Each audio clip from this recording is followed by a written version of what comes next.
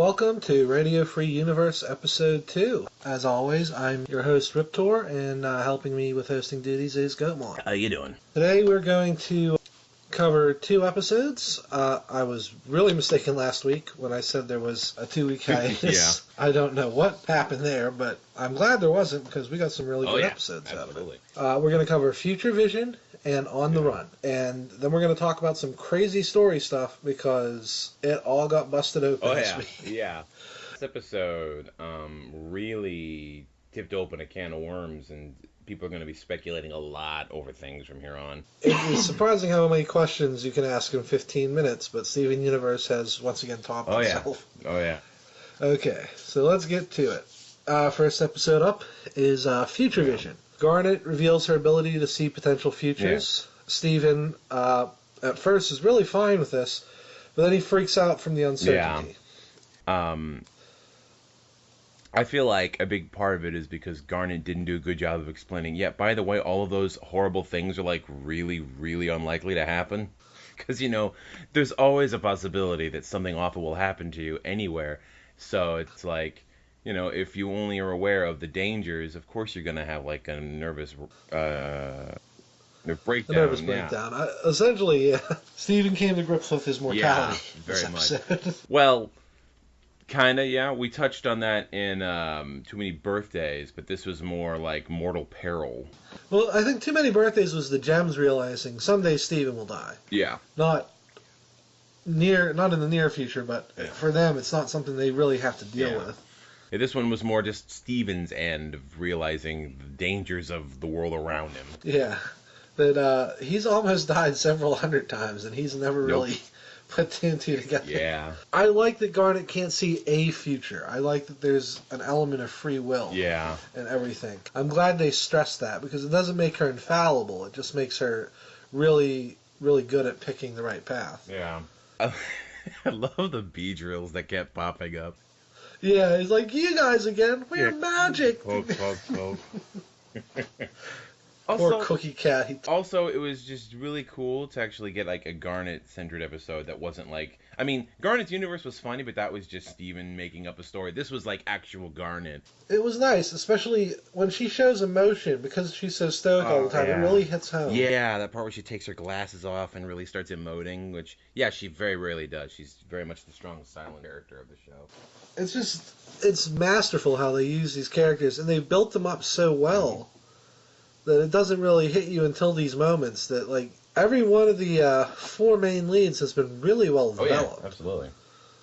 And, I mean, you can even argue, like, Connie's only had, like, 5 episodes, so they're, I'd say, 10, 20 each, and she's up there as a well-developed character. Yeah. It's really impressive. Well, it's a show that doesn't waste any time because it's only, like, 11 minutes long per episode, so they just go from you know, point to point to point, don't really goof around. Everything is, like, for a reason. I think only the very early episodes kind of took their time because they were more just kind of introducing everything. Like, true. And I mean, there's still a ton of foreshadowing in those, too. Yeah, there is. The more you learn about the show as the series progresses, yeah. There's a lot of payoff. It's nice that it's a show that, especially because it's on Cartoon Network, it's a show that rewards watching reruns. Yeah, very much so. I don't think of too many shows where I actually really enjoy rewatching episodes too much, but this is definitely it. I actually picked up at Walmart the other day the first DVD of the show. It's called Gem Glow. It's only like 12 episodes. I think it's the first, I was going to say the first 12. Yeah. I'm surprised you found that. I heard it sold out everywhere. Yeah, apparently. I think it was off Amazon that it sold out. Oh. But yeah. Well, that's anyway. But yeah. I loved that confrontation at the end where Steven is on the roof and he's totally freaking out because that whole scene, I'm like waiting for lightning to come down. You know, the payoff on that too. Yeah, she comes out, talks him down. He's like, "What am I doing up here?" Just giving him a hug, reassuring him, and then just casually blocks a bolt of lightning with her gauntlet.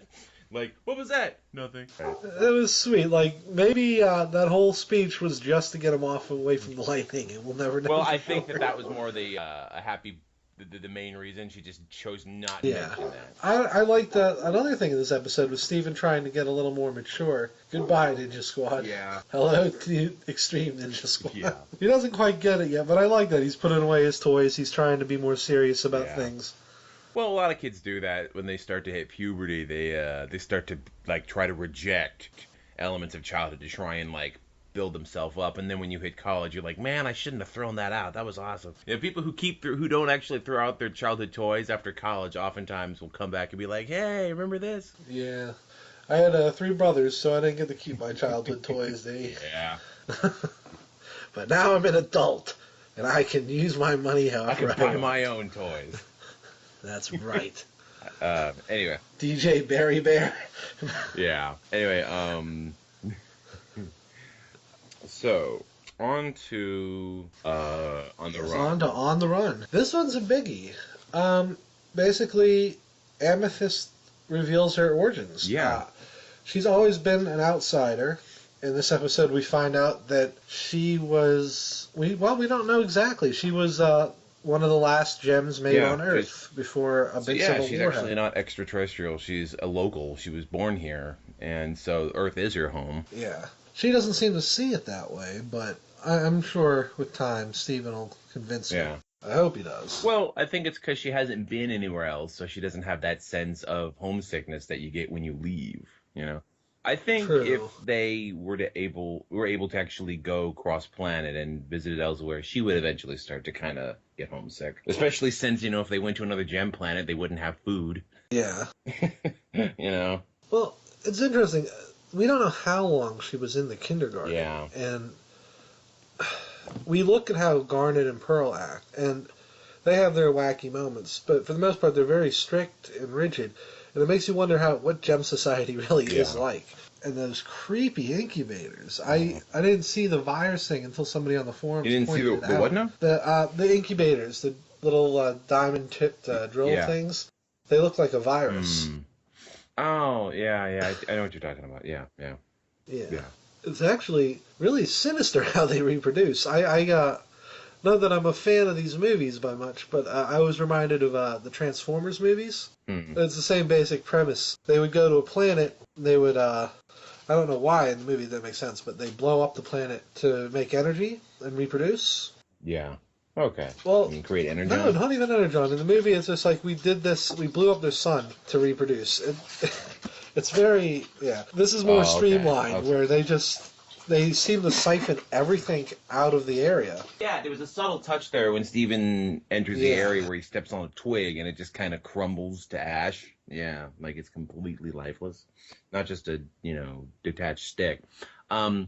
Also, I have to say this. When I saw all of the holes there, my brain immediately went to Amigara Fault. And then she not only went to her hole, she literally climbs into it and starts sliding. Whee! I feel like they were a minute away from saying, it was made for me, Stephen. And I'm like, no, you couldn't get... That's too much. She said it has that nice holy smell. Hole? Yeah, just slide. God, that was a great little reference. There's tons of nice stuff. Stephen actually reading a book is something amazing. This is the first time he's shown something other than video games as an interest, as a hobby. Yeah.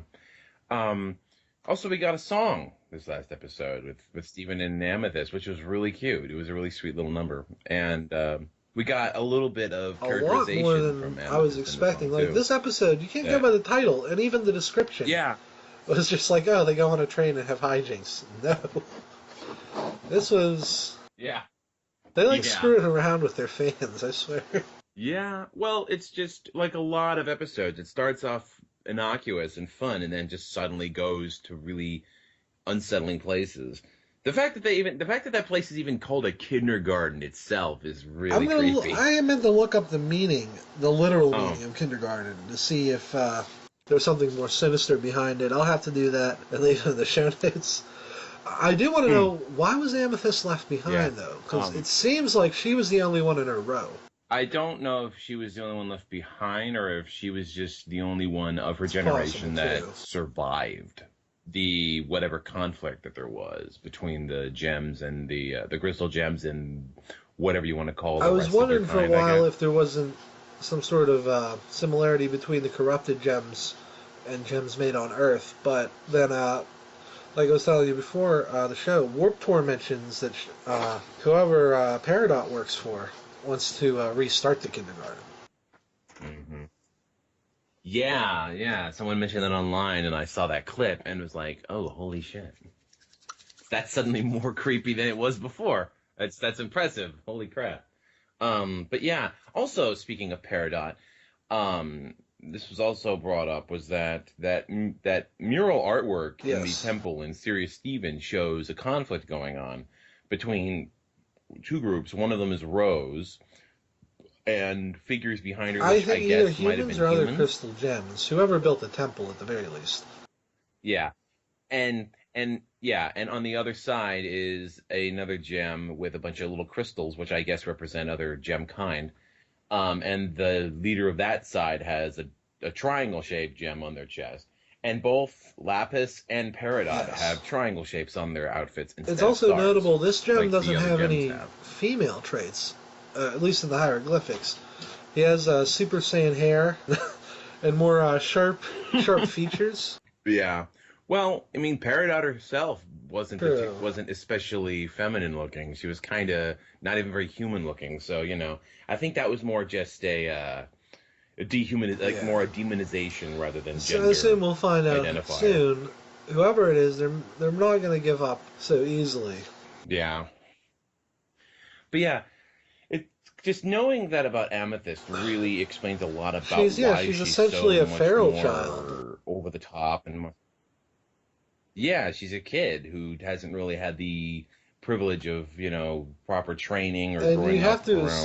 assume she had some knowledge. Just enough to know that Of course, some.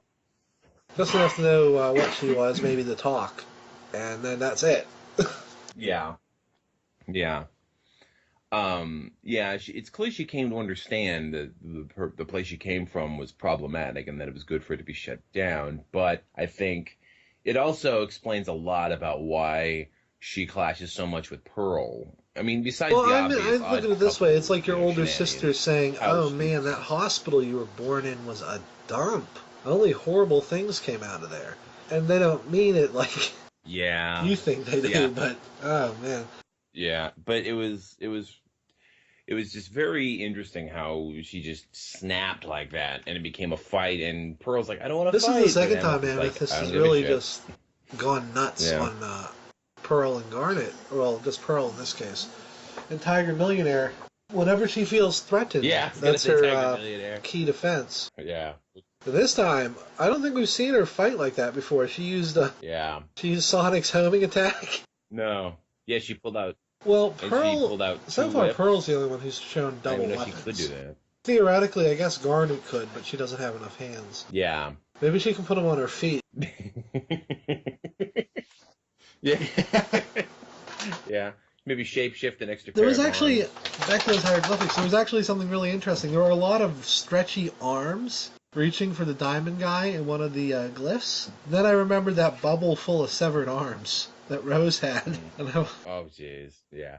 I think that, I don't know if that was what that was supposed to be. I think that was just Rose putting away a bunch of pieces possibly, from I other gems hope, that they because couldn't put together. otherwise, it's a gruesome trophy.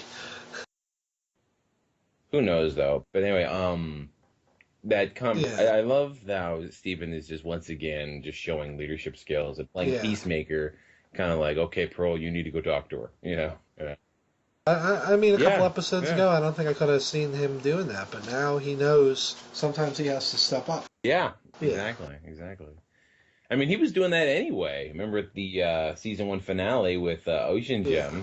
Gem, where he literally saves everyone and then goes and talks the villain down from, basically wrecking the Earth further. Well, see, Lapis is a situation where I think if he had all the information from the beginning, he still would have let her out, but I don't think it would have escalated. Mm-hmm. And that's another theme this episode Mm-hmm. has.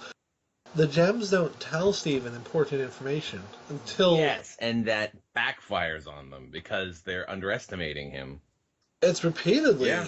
caused problems, and this is Yeah. probably one of the biggest ones. He needs to know, because they're clearly still attacking, judging by the red eye and Peridot But trying yeah, to I really repair the appreciated warp. that moment that Amethyst and Pearl had at the end, and I hope that this leads to some Yeah. some further character development and less fighting between them, or at least I think they'll still bicker, but I'm sure. I think we'll see Opal more often. Maybe. I mean, the two of them are still very opposites, so that's never going to really change. But less like hostility, you know. Yeah. I mean, from our perspective, they've just been breaking apart since the show began. But I'm sure it seems like before Rose left, they were pretty good friends. Yeah. Yeah, well, the Gems have all been kind of a mess since Rose left them. Yeah. Hopefully now that Steven can kind of be a stabilizing influence for them, that'll sort itself out. Yeah, yeah. That's what a good team leader does. Yeah, I like his growth. It's like if you want to compare it to Adventure Time, Finn. No, he hasn't grown as a character much. No. He's basically the same person he was when the show started. Yeah. He's become more complex because he's getting older, but he doesn't really have an arc. No. Whereas with Steven Universe, each character seems to have a destination. Yeah. They want to get to. But back to what you were saying. I don't know. It's gone. We were slamming Adventure Time. I'm sure people will love us for that. No, I love Adventure Time. I love it too. I don't think it's a story oriented. No, it's just more episodic, fun. It's fun Adventure Time. That's all it is. It's not trying to be like super deep and meaningful. It just happens to do that once in a while. You know. Whereas Steven Universe, like from the get-go, it started to throw dark from time to time. I didn't really at first think I would describe the show as dark. It just didn't hesitate to get real when the time called for it. But lately, I would definitely say it's been thrown. Oh yeah, it's definitely been getting into some territory where. Yeah. But yeah, they've crossed some lines that I wasn't expecting this show to go to. Yeah. I like the idea back in Future Vision, how Garnet mentions the whole reason that she knew that Steven could freak out about it, but she also knew that he could take it differently, and she took the risk, but it was at his expense, and she felt bad for that, you know? And you know what? I can't blame her for that. I think she just underestimated how badly she was going to explain it. Yeah. If she'd explained it a little better and maybe not told Steven about all the horrible things that could kill him, I think it would have turned out the way she wanted. But it did in the end. So at least there's that. Yeah. Anyhow. Okay. Is there anything else we wanted to cover for these episodes? I think we've about said everything that need to be said. Okay, well, the next episode is called Beach City Horror Club. Steven goes to the lighthouse to watch scary movies with Ronaldo, Lars, and Sadie. Oh boy. That can only end badly. And then Winter Forecast. Ooh, another Connie episode. Always a good one. Has to take Connie back to her home before it snows. Interesting. Like, oh no, it's snowing. Okay, Bubble. Also, I liked how... Oh, that reminds me. I liked how in the recent episode he actually called on his Bubble again, just at a moment's notice. Yeah, I think that's one of the only powers he really has any control over at this point. Like, he's 100% confident that he can call that. He's got... Yeah, the Bubble and the Shield he seems to have gotten the hang of, more or less. But it's always, like, in defense of the people he cares about. I don't think he's really able to do that just He's anytime. never used the Bubble for himself. He's always had someone else in it. Yeah. And you could tell he felt horrible about not getting Amethyst. Oh, yeah. Yeah, he did. It's only so big, you know? It'd probably get bigger when he gets older. Or not, I don't know. We'll find out. He probably won't need it when he gets older because it seems like his shield can disintegrate things. We'll see. Anyway, so yeah, that's all for now, I guess. We will see you guys in 2 weeks where we'll cover the episodes we just mentioned. Hopefully, I'm going to try to find a hosting site. I will put this on the YouTube page too if I do find one that doesn't seem unreasonable. If not, we'll see you guys in 2 weeks on YouTube. Bye. See you then. 1, 2, 3, 4. Steven's a big fat